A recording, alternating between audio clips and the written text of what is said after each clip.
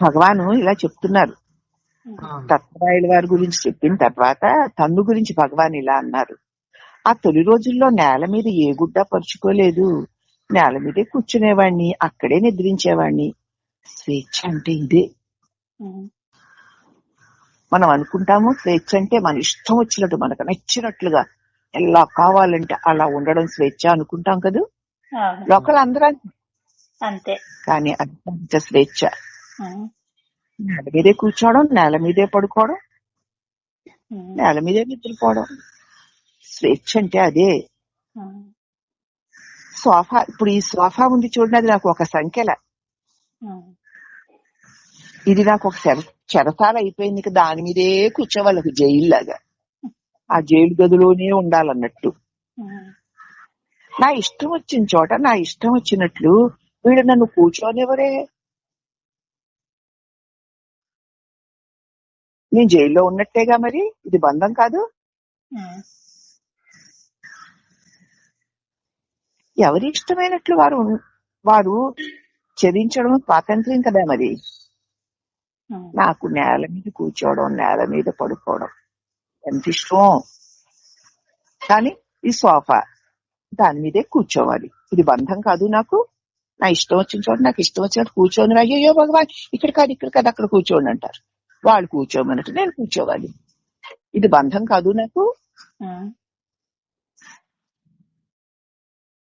ఎవరికి ఇష్టం వచ్చినట్లు వాడు స్వతంత్రంగా ఉండాలి, ఏ పరిచారికలు ఉండకూడదు.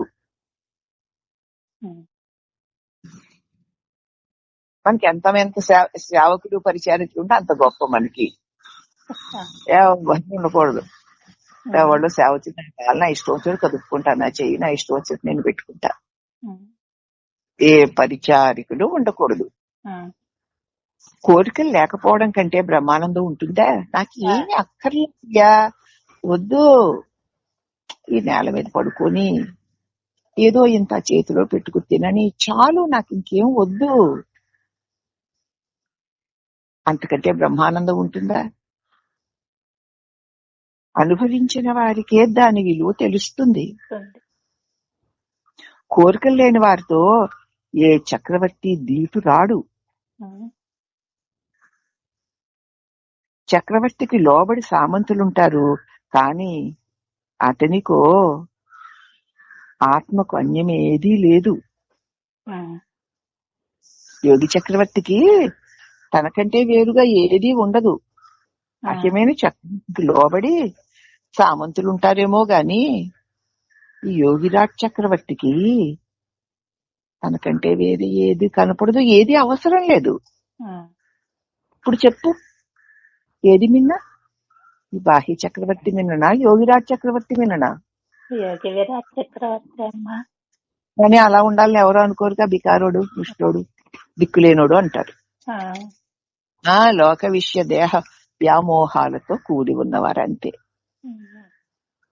అలాగే అంటారమ్మా. ఎంత ఎంత మనం కూడా అంతే. సౌకర్యాలు ఎంత ఎక్కువ ఉంటే అంత గొప్పగా ఉన్నాం అనుకుంటాం. అలాగే ఎంత ఎంత ఐశ్వర్యాలు వచ్చి మీద పడిపోతుంటే ఆహా ఓహో అనుకుంటాం. అంతకంటే హీనత్వము, దీనత్వము, అల్పత్వము మరొకటి లేదు. నేనుంటే అవి విలువైనవా, అవి ఉంటే నేను విలువైవాడినా? నేనుంటేనే అమ్మా. లోకంలో అవి ఉంటే నా విలువ పెరిగిపోతుంది అనుకుంటాను నేను. ఆహా, అసలు ఆ అంతరార్థపు లోతుల్లోకి వెళితే తెలుస్తుందమ్మా ఏది ఏది విలువ లేదో.